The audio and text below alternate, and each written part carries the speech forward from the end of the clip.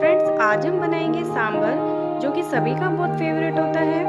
और बच्चों को तो सांभर बहुत ही ज़्यादा पसंद होता है, चाहे वो इडली के साथ खाएं या फिर वो डोसे के साथ खाएं। तो चलिए अपना वीडियो शुरू करते हैं।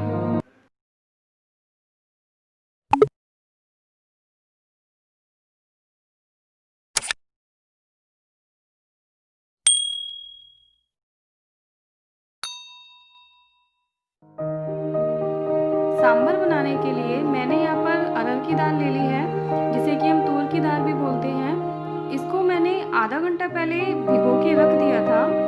और अब हम इस दाल को प्रेशर कुकर में डालेंगे और इसमें कम से कम 5 से 6 सीटियाँ लगाएंगे, जिससे कि ये दाल थोड़ी सी ओवर कुक हो जाए। और ओवर कुक होने से क्या होगा कि दाल ना अच्छे से मिक्स हो जाएगी। अब इस दाल में हम थोड़ा सा पानी डालेंगे।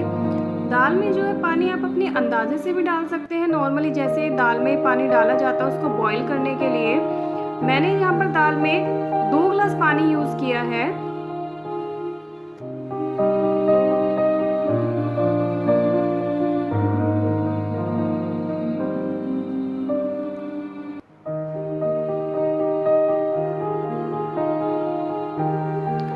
अब हम दाल में डालेंगे थोड़ा सा नमक और थोड़ी सी हल्दी, और अब हम इसको बंद करके इसको अच्छे से पका लेंगे। अब हमने गैस पर एक कढ़ाई रख ली और उसमें थोड़ा सा ऑयल डालकर उसको गर्म कर लिया है। और इसमें हमने डाला है थोड़ी सी राई, हम जिसको सरसों भी बोलते हैं। जब सरसों हमारी चटकने लगेगी तो हम इसमें डालेंगे 4 से 5 साबुत लाल मिर्च। और अब इन लाल मिर्च को हम थोड़ा गर्म होने देंगे ताकि अच्छे से भुन जाए। जब हमारी लाल मिर्च और राई अच्छे से भुन जाएंगे तो हम इसमें डालेंगे थोड़ा सा हींग। हींग जो है सांभर में बहुत ही ज़रूरी होता है, ये इसको बहुत ही अच्छा फ्लेवर देता है।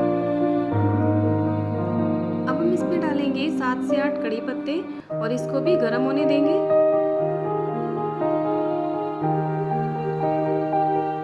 अब हम इसमें डालेंगे जो हमने प्याज काट के रखी हुई थी, उसको हम इसमें डाल देंगे और फिर उसको अच्छे से भून लेंगे।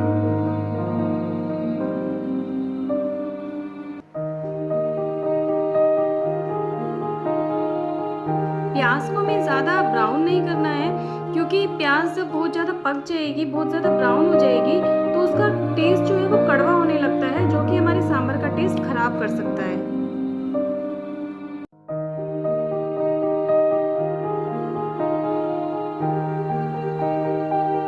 अब हम इसमें डालेंगे कटी हुई हरी मिर्च,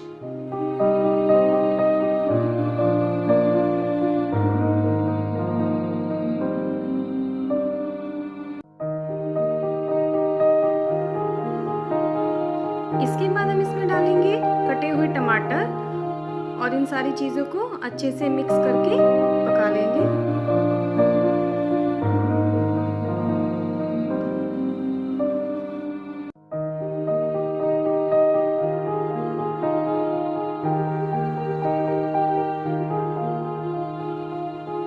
अब हमारे प्याज और टमाटर अच्छे से भुन चुके हैं। अब हम इसमें सब्जियां डालेंगे। यहाँ पर मैंने 10 से 15 पीसेस पेठे के लिए हुए हैं, जिसे कि हम पंपकिन बोलते हैं। 10 से 15 पीसेस मैंने यहाँ पर लौकी के लिए हुई है, और हमने थोड़े से पीसेस यहाँ पर बैंगन के काटे हुए हैं। इन सारी चीज़ों को अब हम कढ़ाई में डाल देते हैं और इनको अच्छे से पका लेंगे।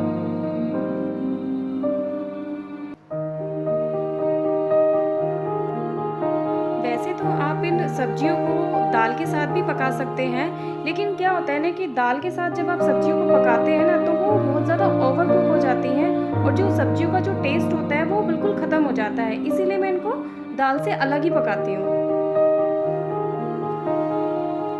अब हम डालेंगे थोड़ा सा नमक। नमक डालते समय आपको ध्यान रखना है कि हमने पहले दाल में भी नमक डाला हुआ है, तो यहाँ पर थोड़ा सा उसी के अकॉर्डिंग हम नमक डालेंगे। अब इसमें डाली है हमने हल्दी, लाल मिर्च और धनिया। इन सारी चीज़ों को डालकर अच्छे से मिक्स कर लेना है।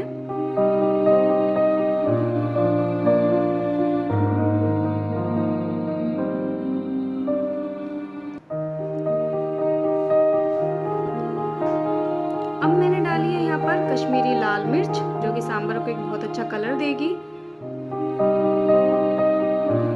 इसके बाद डाला है सांभर मसाला,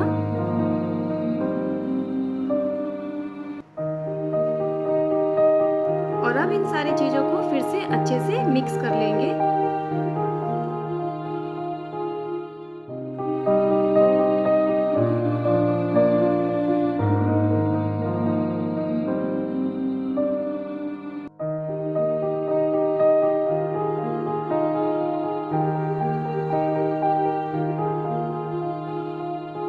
अब सारे मसाले मिक्स हो चुके हैं।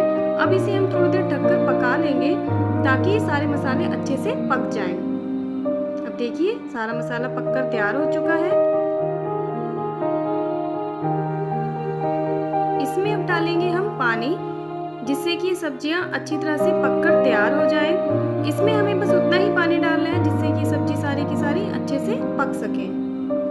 अब देखिए ये सब्जियां पककर तैयार हो चुकी हैं। अब इसमें हम डालेंगे गुड़, जो कि सांभर को एक बहुत ही अच्छा टेस्ट देता है, और इसके साथ ही डालेंगे हम इमली का पानी।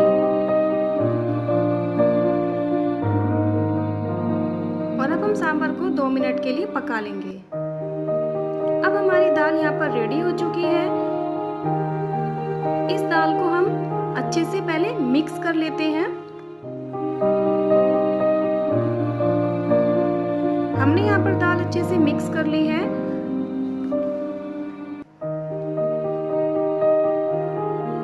अब इसमें हम थोड़ा सा पानी डालेंगे।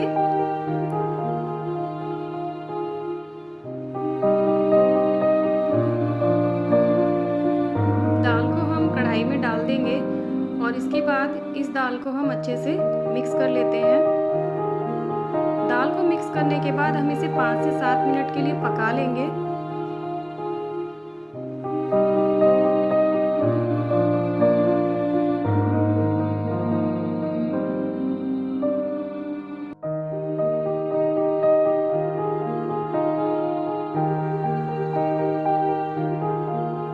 सांभर को पकते हुए 7 मिनट हो चुके हैं और ये सांभर बहुत अच्छे से पककर तैयार हो चुका है। अब हम सांभर के अंदर तड़का लगाएंगे। मैंने यहाँ पर एक पैन में थोड़ा सा घी ले लिया है और उसमें मैंने डाल दिया है हींग। उसके साथ ही डाली है मैंने 2 साबुत लाल मिर्च। अब हम इसमें डालेंगे थोड़ी सी कश्मीरी लाल मिर्च और इस तड़के को हम अपने सांभर के अंदर डाल देंगे।